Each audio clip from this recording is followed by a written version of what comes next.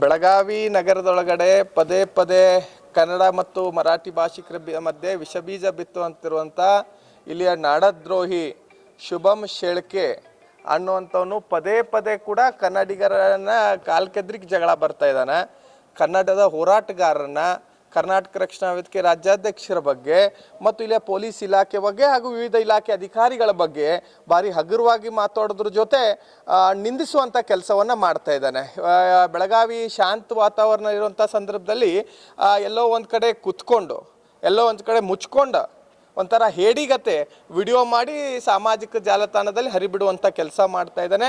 ಅದಕ್ಕೆ ನಾವು ಕೂಡ ಭಾಳಷ್ಟು ಸಲ ಅಂಥವನಿಂದ ಇಡೀ ಬೆಳಗಾವಿಯ ಕಾನೂನು ಸುವ್ಯವಸ್ಥೆ ಹದಗೆಡ್ತಾ ಇದೆ ಅಂಥೇಳಿ ಭಾಳಷ್ಟು ಸಲ ನಾವು ಮನವಿಯನ್ನು ಕೊಟ್ಟರೂ ಕೂಡ ಯಾವುದೇ ಕಾರಣಕ್ಕೆ ಪ್ರಯೋಜನ ಆಗ್ತಾ ಇಲ್ಲ. ಬರೀ ಪೊಲೀಸ್ ಇಲಾಖೆ ಅವನ ಮೇಲೆ ಒಂದು ಕೇಸನ್ನು ಹಾಕೋದ್ರ ಮುಖಾಂತರವಾಗಿ ಅಷ್ಟಕ್ಕನ್ನು ಸೀಮಿತಗೊಳಿಸ್ತಾ ಇದ್ದಾರೆ. ಯಾಕಪ್ಪ ಅಂದರೆ ಕೇಸ್ ಹಾಕೋದ್ರಿಂದ ಹೋಗಿ ಮತ್ತೆ ಬೇಲ್ ತೊಗೊಂಡು ಬಂದು ಮತ್ತೆ ತನ್ನ ನಾಡದ್ರೋಹಿ ಚಟುವಟಿಕೆಗಳನ್ನು ಮುಂದುವರಿಸ್ತಾ ಇದ್ದಾನೆ.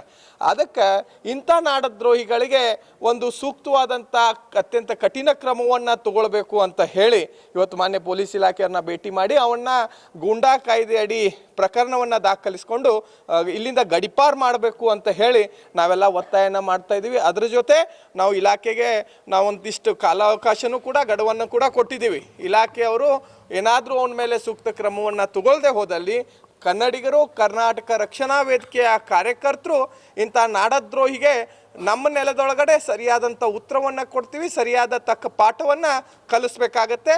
ಇಂಥ ಸಂದರ್ಭದೊಳಗಡೆ ಏನಾದರೂ ಕಾನೂನು ಸುವ್ಯವಸ್ಥೆ ಹದಗೆಡ್ತು ಅಂದರೆ ನೇರವಾಗಿ ಜಿಲ್ಲಾಡಳಿತ ಮತ್ತು ಪೊಲೀಸ್ ಇಲಾಖೆ ಹೊಣೆಗಾರಿಕೆ ಆಗಬೇಕಾಗತ್ತೆ ಅಂತ ನಾವು ಒತ್ತಾಯನ ಮಾಡ್ತಾ ಇದ್ವಿ.